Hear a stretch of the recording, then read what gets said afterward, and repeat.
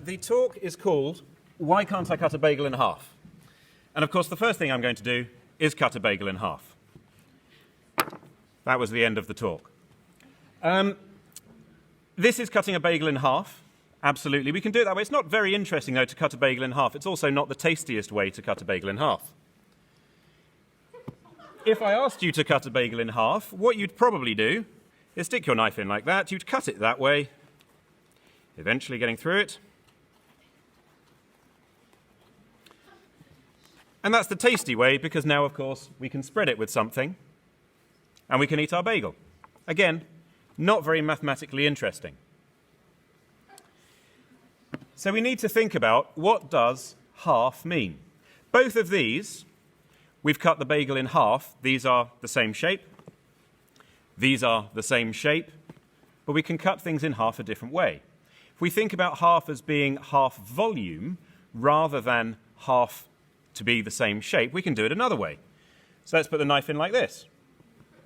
This is, of course, where we're going into maths, not just food. I don't think many people would cut their bagel in half this way and punch out the center shape. If we can do it. Oh, I've done it so badly, look at that. But you get the idea, okay? We've got two shapes there, and if I cut it in half well, we could have an equal volume in both of those.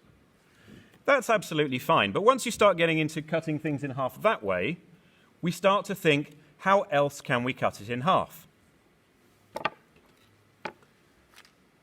One more bagel. Now, we think about this idea and how we've cut that in half. What we've done is we've put the knife in, we've cut it all the way round, and our knife has ended up back in exactly the same position. So what I'm going to try and do now is do exactly the same cut. I'm going to put the knife in, like so, and I'm going to cut it in half, returning the knife to the same position, except that when I return to here, the knife is going to be the other way up. Okay? So I'm going to try and cut it in half that way. It is a little bit harder because we need to think about the angle that the knife is going through the bagel.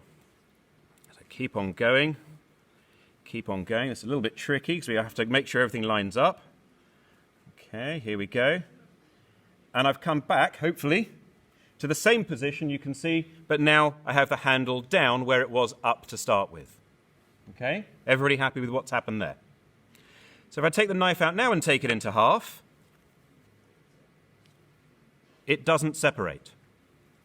So despite the fact I've cut all the way around the bagel, returning to my starting position, I could not cut the bagel in half. Okay? So it forms this sort of interesting spiral shape. So this is what I mean by, why can't I cut a bagel in half? Cutting it in half this way, not very interesting. Cutting it this way, nice and tasty. Cutting it this way, badly apparently.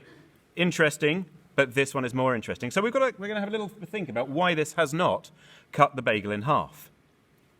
If we come back to this one, with that rather messy half in the middle, this cylinder represents the path that the knife went through. It went around a straightforward cylinder. That is the path it cut. But if we think about this one, what path has this gone on? Well, if I take a piece of paper and some sellotape, before I had it in this nice cylinder. But what I did was I introduced a twist to it. I turned the knife around. So what I've done is I've twisted it by one position. Let's just stick that together and show you this. Now, some of you might know the name of this shape. We'll talk about that in a second. If I stick that all together, this is the shape that we have. It's this rather peculiar shape. And the reason that it doesn't cut it in half is because of a very peculiar property of this shape. If I take a pen and I start to draw on this, let's make sure that you can see that, what I'm going to do is I'm going to draw around this shape. So I'm going to put my pen in the middle and I'm going to feed the shape through. Hopefully you can just about see that. Feeding that shape through, I'm going to draw all the way along the center of that shape. Whoops. Hopefully you can just about see. I'm keeping the pen on the paper all the time, drawing around it. Yeah, camera angle's not helping too much, is it? Drawing around it, keeping on going, and you can see that appearing on the other side, that line is popping up there, and I keep on going round, and eventually I meet it again. So what's happened is, we look at that side and the other side. We've actually ended up drawing on both sides of the piece of paper by keeping the pen on the piece of paper. What does that mean? Well, it means that this object has only one surface. This side is the same as this side. Okay? So when we come back to here, when I've cut it, that surface in there is the same surface as that one. So I haven't cut it into two pieces, I've cut it, creating one surface. Of course, this is nice if I want to eat it, because then when I want to spread my cream cheese or whatever on it, I can simply spread one side and go all the way around, and I'll spread the whole thing by keeping the knife on there. But this is a very peculiar shape. Now, this is called a Mobius strip, and some of you may have heard of this before. It was discovered in Germany in 1858 by two mathematicians at the same time, despite the fact they weren't working together. Their names were Johann Listing and August Mobius. He liked it so much he named himself after it. Not really, it's the other way around. And he started investigating this. He was interested in the subject of topology, which is looking at different surfaces. And he started to investigate this. And he said, well, okay, I found this shape. What can I do with it? Why is it useful? And he started thinking about possible practical uses for it. And he realized that actually this is a very good shape for making conveyor belts out of. So you've got a factory, you've got a conveyor belt that moves one object from one place to another. You make your conveyor belt, it turns around, it moves the objects along. But why is it good for that? Well, the reason it's good is because you wear both sides out at the same rate. You don't end up with a conveyor belt that's worn on one side and not the other. So a conveyor belt made in a Mobius strip can last twice as long. Okay, so it's got good practical uses. It's also been relatively recently found to be the structure of some biological molecules. So some chemicals will arrange themselves into Mobius strips and into loops. The DNA of some bacteria, for example, is in these peculiar shapes. So it becomes very, very useful. And what I want to do is explore this shape a little. Let me just move that out of the way. So we've looked at cutting things in half. And in a moment, I'm going to want to do some experiments with two Mobius strips at the same time. So I'm going to cut this one in half. So what I'm going to do is cut with my scissors. Just go in, cut it in half, all the way along. There we go. And separate it into two Mobius strips. But it separates into one. So we can't create two Mobius strips from one by cutting it in half. And actually, if you look at this shape, it's actually very twisted. The first one had one twist. This actually has four twists in it. So it's very peculiar. So you think, okay, well, cutting it into half didn't really work. We ended up with a loop in four twists. All right, well, let's try something else. Let's try taking, this is just another Mobius strip created the same way. Instead, I'm going to cut this one into thirds. All right, so what I'm going to do, same idea. I'm going to cut it roughly a third of the way around. Whoops, let's get that scissors in there. And keep on cutting it consistently a third of the way around. Let's go all the way around like that. Okay, I don't know if you can see, I'm starting to pass where I've already cut, so I'm actually going around the whole shape a second time. This, I guess, is doing the third on the other side of the shape. It's getting a little bit twisted, it's a little bit tricky to do this. Ugh. Fortunately, it does become quite tricky. And eventually, as I'm cutting, I will get back to where I started. There we go. And then we unravel it. And what do we... Oop, that's just got caught there. Hang on. There we go. We find we've actually now got two loops. So cutting one Mobius strip into two parts has resulted into two loops. And what do we have? Well, we have a Mobius strip and a strip with four twists in it. So there's very peculiar problems in cutting Mobius strips. And if you think about this in the real world, you've got that biological molecule that is twisted in some way. You're doing some operation where you need to separate the DNA strands of bacteria. You've got to think quite carefully about how you use your chemicals to cut into it. What's going to go on? So there's very, very strange things with Mobius strips.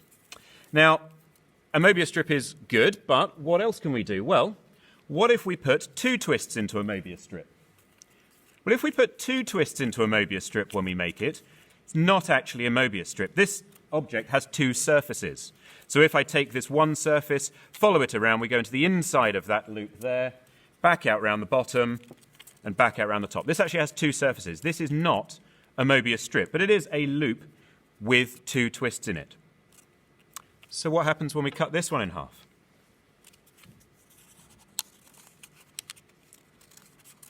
So these sort of points that I would suggest try thinking about it. You've seen what happens with one twist. What happens if it's got 2 twists? Can you predict what's going to happen?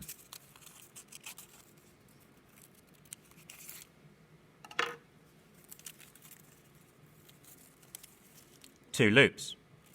Okay? 2 loops, each having 2 twists. That's 2 twists. What about 3? I had to make this one a little bit thinner, so this can be a little bit harder to cut. Putting 3 twists into a piece of paper and sticking it together is remarkably difficult. So let's try and do this one as accurately as we can. I'm going to cut this one in half. This one has 3 loops. 3 twists. Now, 3-twist Mobius, you should actually be used to seeing these every day. If you look at the recycling symbol that often appears on cans of Coke and things like that, or bottled water, you'll see a sort of shape where there's 3 arrows going into each other. And if you actually follow it round, it is a 3-twist Mobius loop that you see there. So let's just make sure I've got that all the way in. So 3 twists, well, we had 2 loops when we had 2 twists. What do we get here? Well, once again, we get, just 1 loop. But what's going on here is that we actually have a knot in it. Okay, there is a knot in this section. Hopefully you can see that pretty well. There is a knot formed. So we had something that was not knotted, that's fun to say, and we've ended up with 1 loop with a knot. So very strange things can happen. Okay, and again, you think about it, you're trying to solve some biological problem, or maybe you're a manufacturer of conveyor loops. You've got to think how to create these things. You don't want to make 2 loops that are linked together. And so now we're going to think about other objects and what happens when you cut them in half. And when I bring up all of the rest of them, I'd like you to, before I cut it, think about what is going to happen. So we've seen what happens when you cut one Mobius strip. This is just a cylinder. You know what happens when you cut this in half. Nothing very interesting. You get 2 cylinders. How very exciting. But what happens if I take 2 cylinders and stick them together?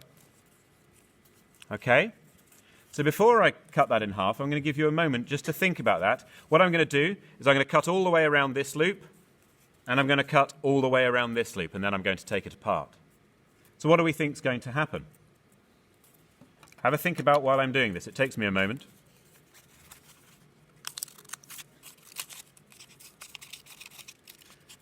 And of course, the trick is to hold it together so that you don't see a glimpse of what's going to happen before it happens. Okay. Try and hold that together.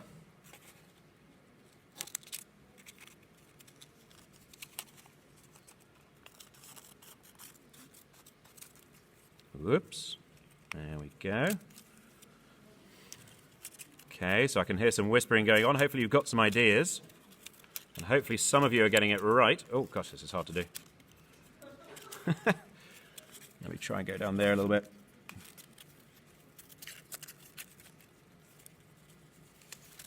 God, not doing this very well, am I? Let's try and hold all that together a little bit better and get that final cut in. Okay, so we're just about there. Let me hold it like that. Okay, so 2 loops. So did anybody predict correctly that obviously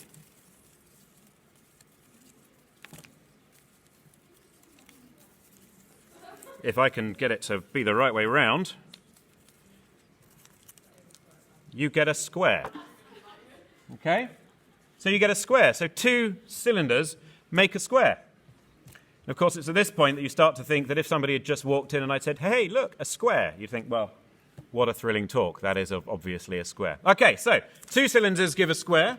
We've been talking about Mobius loops, so what happens if we have a cylinder and a Mobius loop?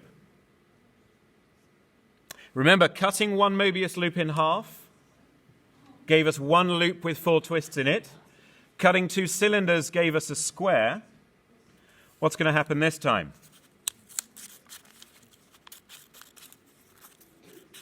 So our cylinder, nice and easy to cut in half.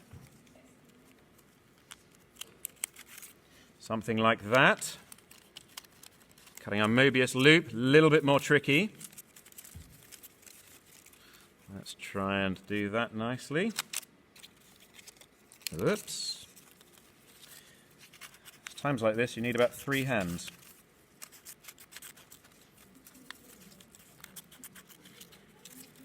Ah. Okay, well, let's cut it like that. And just finish off the Mobius loop there. Okay, and of course, what do we get? Well, it's looking like it's a square. Is it a twisted square?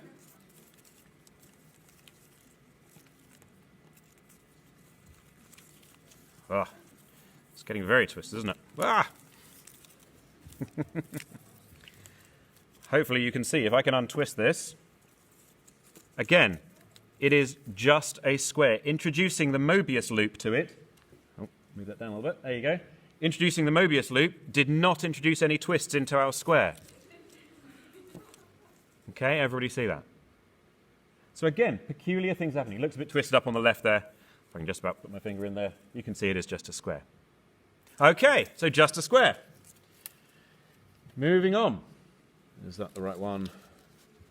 That's the one.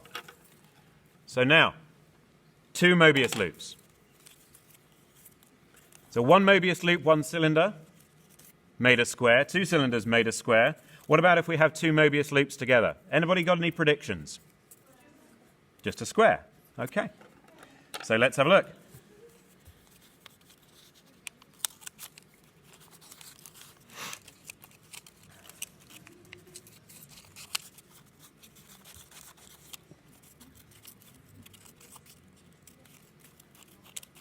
Okay, just about getting through that first one.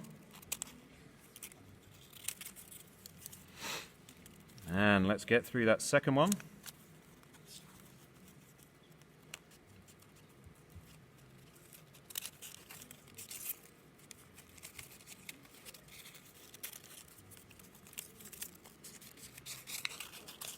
Okay, almost there. Okay, so what have we ended up with?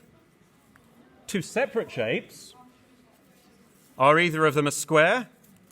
Well, no, that's sort of a twisted 8 thing. And that one, well, it's kind of a boat, I guess. Huh.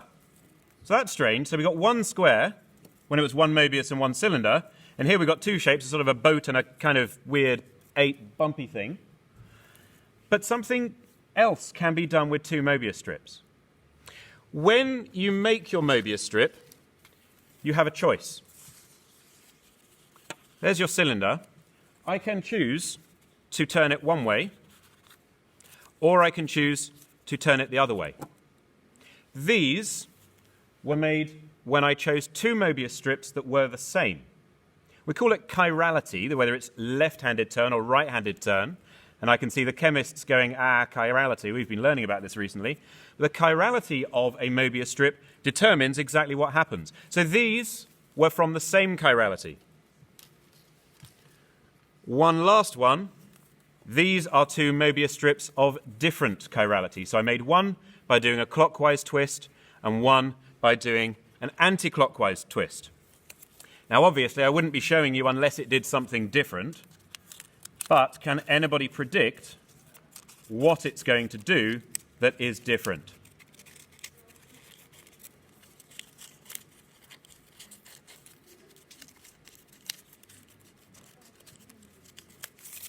Okay, that's 1 gone through.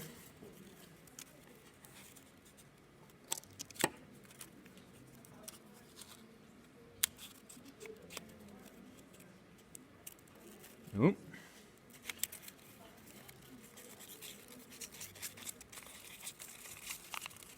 Okay, and cutting through that last one all the way, nearly there.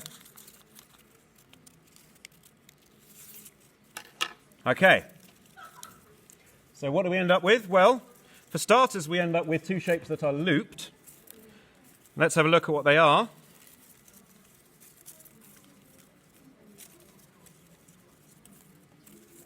It's quite hard to do this without enough hands. Hopefully you can just about see. Oh, it's not quite showing very easily, is it? Let's try and get that one. Oh, it's just come unstuck. That's annoying. So hopefully you can just about see if I can hold it well enough. Oh, I can't hold it well enough, can I? Okay, I'm going to have to do one at a time. I don't have enough hands, unfortunately. But hopefully you can see just about... Getting the demonstration... Oh, it's so hard to hold. I think some of you said it, though. You do get two heart shapes. Okay, you can just about see that one on the left. And holding the right-hand one may be too much for my hand. Okay? You get two hearts that are linked. And that is why the Mobius strip is the most romantic shape in maths. And that is why this Valentine's Day, my wife will be getting two Mobius strips and a pair of scissors. Thank you very much.